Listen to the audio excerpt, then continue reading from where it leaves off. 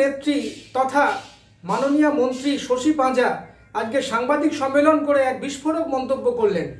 তার বক্তব্য, হাইকোর্ট রায় দিয়েছিলেন যে অন্তঃসত্ত্বা মহিলাকে বাংলাদেশে পাঠানো হয়েছে সেটা কিন্তু তাকে ফিরিয়ে আনতে হবে, এটা কিন্তু হাইকোর্টের রায় ছিল।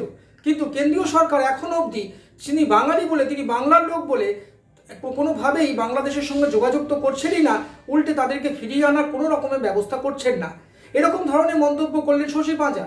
আজকে বাংলা বিরোধী বলে আজকে কেন্দ্রীয় সরকার তথা বিজেপি তবেই কি এরকম আচরণ করছে?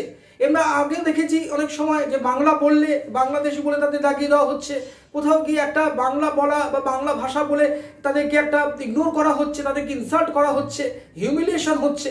কোথাও গিয়ে দেখা গেছে বিজেপি নেতা বলেছে বাংলা বলে কোনো ভাষাই নেই। তবে আজকে হাইকোর্টের এই রায়কে কেন অমান্য করা হচ্ছে?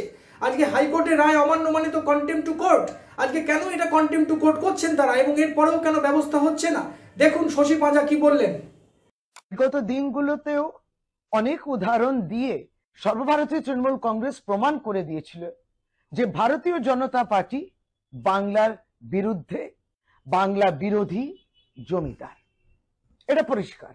বিগত দিনগুলোতে আর্থিক ভাবে বঞ্চনা থেকে আরম্ভ করে, বাংলাকে অপমান করা থেকে আরম্ভ করে, এই ভীষণভাবে বাংলাতে এরকম একটা আওয়াজ তোলা, একটি ফেক ন্যারেটিভ, ভুল, বিভ্রান্তি, কুৎসা, এই সমস্তটা বিজেপি করছে। আজকের দিনও সেটা আমরা জানি।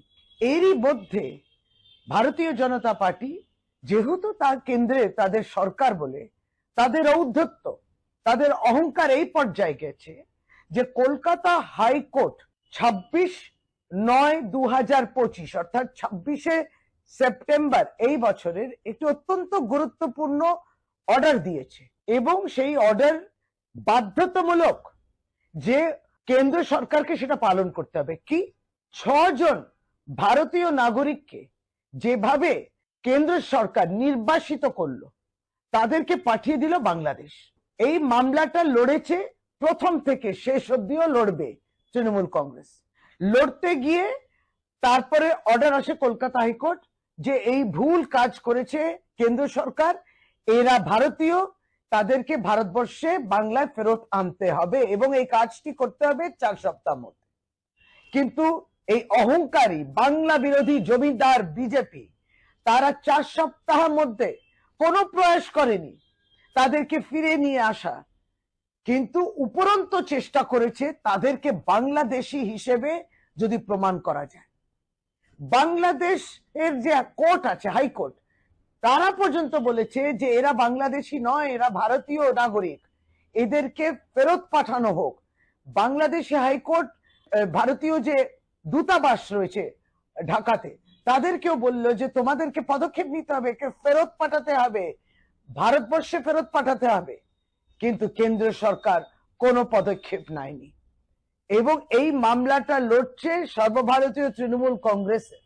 সুতরাং ভারতীয় জনতা পার্টি প্রতিনিয়ত বাংলাকে অপমান করা, বাংলা ভাষাকে পররাষ্ট্রের ভাষা বলা, বাংলার মানুষ, ভারতীয় মানুষ যারা বাংলায় কথা বলেন তাদেরকে বাংলাদেশি বলা, এই চেষ্টায় নির্বাসিত করা তাদেরকে এবং জোর করে আটকিয়ে রাখা, হেনস্থা করা বাংলার মামাটি মানুষ এর বিরুদ্ধে, বিজেপির বিরুদ্ধে, বাংলা বিরোধী জমিদার যারা বিজেপি আছে তাদের বিরুদ্ধে রায় দেবে আগামী দিন 2026 নির্বাচনে।